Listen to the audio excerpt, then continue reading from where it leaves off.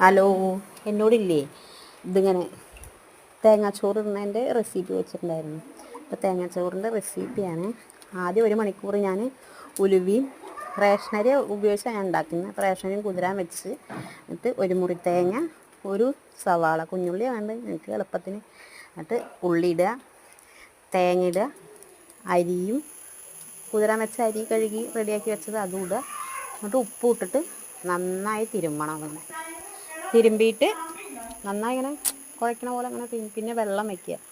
കറക്റ്റായിട്ട് അളവിന് ഒപ്പരം വയ്ക്കണം വെള്ളം. എന്നിട്ട് 1 വിസിലടിക്കണം. കറക്റ്റ് വെള്ളം അളവിന് ഒപ്പരം വെച്ചിട്ട് ഒറ്റ വിസിലടിച്ച് എനിക്കത് ഊറ്റി ചോറ് റെഡിയാക്കും. ഇതാണ് തേങ്ങാ പിന്നെ ചിക്കൻ കറിയോ ചിക്കൻ ഫ്രൈയുടെ കൂടെ ഞാൻ ചിക്കൻ ഫ്രൈ ഉണ്ടായി. എന്നിട്ടത് കഴിക്കും. സെറ്റായില്ലേ? ഇതാണത് ആ ചോറ്. തേങ്ങാച്ചോറ് കാര്യം പറയുന്നത്.